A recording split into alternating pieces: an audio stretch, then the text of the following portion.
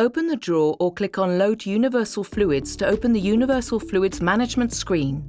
Here you will find the information about the remaining tests and expiration date for both Kit A and B, and if priming is required, the user must decide if there are enough fluid tests for priming, or if any of the fluid kits need to be replaced. The name of each assay fluid is clearly indicated to help you find their position at a glance. To replace a fluid kit, you will need a bottle of wash solution, a bottle of buffer for deactivation fluid, a bottle of Auto Detect 1, a bottle of Auto Detect 2, and finally a bottle of oil. No preparation is required for the fluids. The Universal Fluids drawer can be opened freely when the instrument is not in assay processing or priming.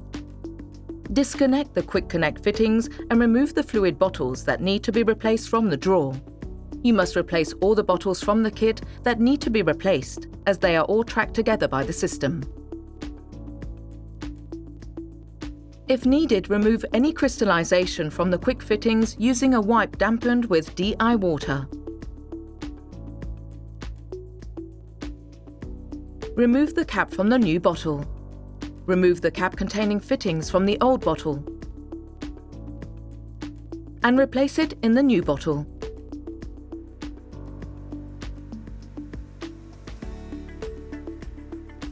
If needed, rinse any crystallization off with a squirt bottle containing fresh DI water. Mark the bottles so as easily to identify the fluid kit A or B.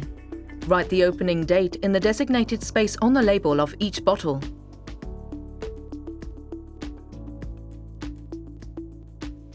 Each bottle is recognized by the Panther due to an individual RFID tag. The RFID position is indicated by a white arrow on each assay fluid bottle. Align the bottle so that the white arrow above the tag is in line with the arrow in the fluid drawer.